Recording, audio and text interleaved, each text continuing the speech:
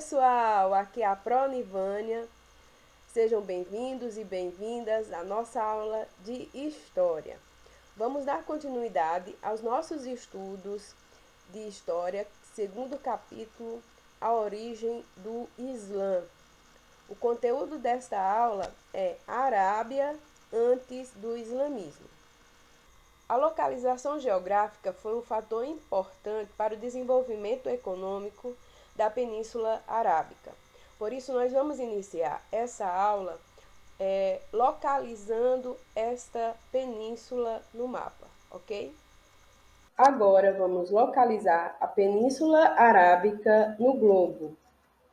A Península Arábica é esta região destacada pela cor verde musgo e está localizada entre a África, a Europa e a Ásia.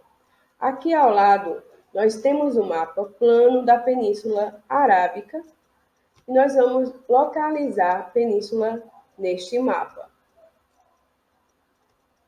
Aqui está a Península Arábica no mapa plano. A Península Arábica é cercada pelo Mar Vermelho, pelo Oceano Índico, pelo Golfo Pérsico e pelo Mar Mediterrâneo.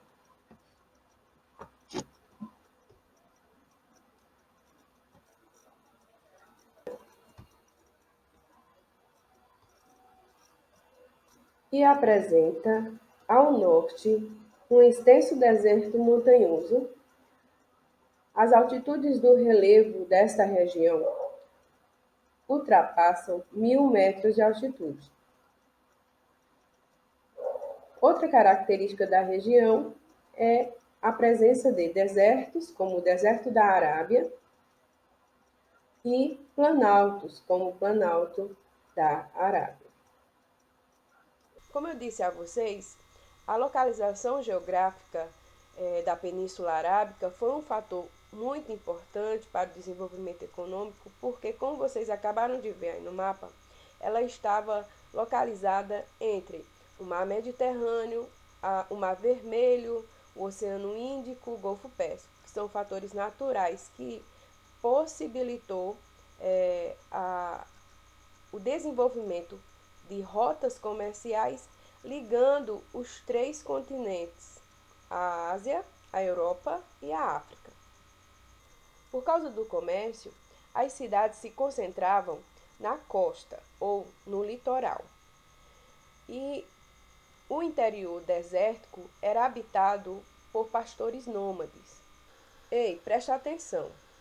Antes do islamismo surgir na Arábia, o contato entre os habitantes do litoral e os habitantes do interior só ocorriam em consequência das trocas comerciais entre eles e também das frequentes guerras tribais.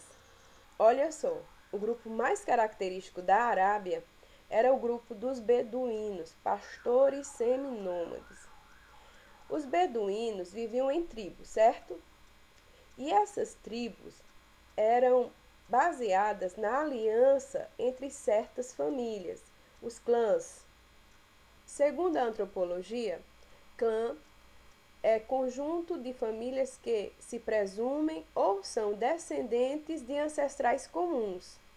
Então, de acordo com essa organização tribal, eram repartidos campos, os pastos, as casas, definidos os inimigos, os aliados, escolhidos noivos, noivas, ou seja, não havia vontade individual.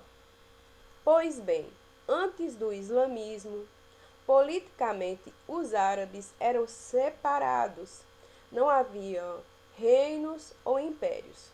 Apesar da separação entre as tribos, existiam elementos comuns a todas, como por exemplo, a cidade de Meca e a Caaba. Calma que eu já vou explicar. A cidade de Meca era o principal centro comercial árabe e nessa cidade havia um templo chamado Caaba que abrigava uma pedra negra e essa pedra era considerada sagrada por todas as tribos. Muito bem, agora que você já sabe um pouquinho do contexto econômico e social da Península Arábica antes do islamismo, nós vamos conhecer a história de Maomé. Pois é, vou fazer aqui um resumo da origem de Maomé. Maomé nasceu em 570, na cidade de Meca. Ele era órfão, foi criado pelos seus tios, foi mercador, casou-se com Khadija, depois virou um grande comerciante e teve uma filha chamada Fátima. Gente, eu vou contar um babado para vocês. Maomé gostava de fazer retiros nas montanhas. Certa noite, ele teve uma visão. Ele viu o arcanjo Gabriel, que falou para ele que ele seria um novo profeta e que Deus falaria com ele. Essa noite em que o arcanjo Gabriel apareceu para Maomé ficou conhecida como a Noite do Destino. A partir desse evento, o Corão passou a ser escrito, aproximadamente no ano 610.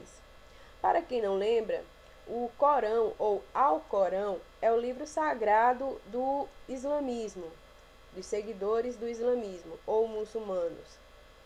Então Maomé começou a sua missão. Pregava para os parentes, para os mais humildes, as pessoas mais humildes. Começou a criticar os velhos cultos e os deuses.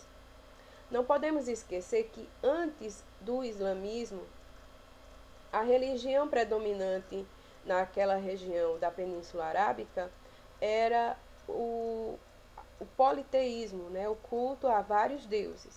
E antes do islamismo, Meca era um centro religioso que recebia muitos peregrinos, que iam adorar os deuses e a Caaba. Isso resultou no fortalecimento do comércio na cidade, por isso que Meca também se tornou um grande centro comercial. Babado.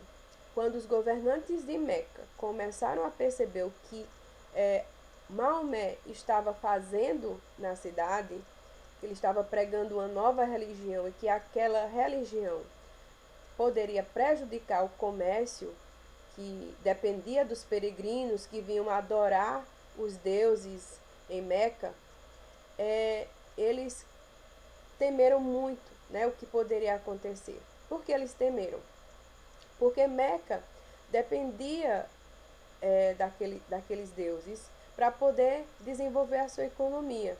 Era um centro religioso e comercial muito grande e que estava sendo ameaçado por uma nova religião essa monoteísta, que seguia um Deus só.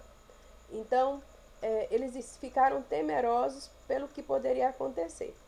O resultado disso foi que os muçulmanos passaram a ser combatidos na cidade de Meca.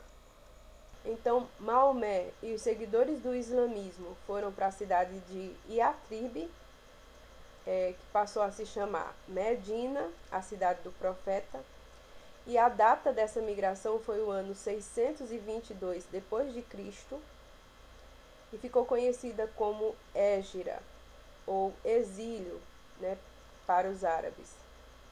A Hégira foi tão importante que marcou o nascimento do islamismo e também do calendário islâmico. Maomé chegou a governar a cidade de Medina como líder político e religioso, e a religião islâmica foi assimilada por outros centros urbanos da Arábia em pouco tempo. E mais, Maomé submeteu as tribos árabes ao seu domínio e em 630 ele venceu o exército de Meca e entrou na cidade, fez a bagaceira, destruiu todos os ídolos, os objetos religiosos, tomou de conta. Mas a Caaba e a Pedra Negra foram conservadas.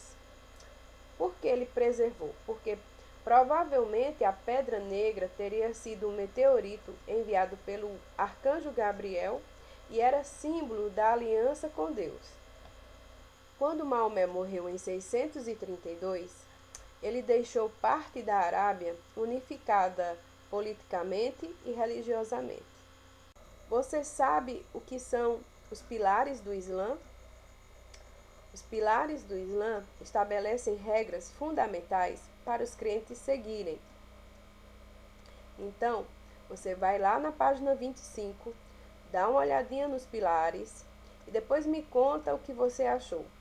Por hoje é só, pessoal.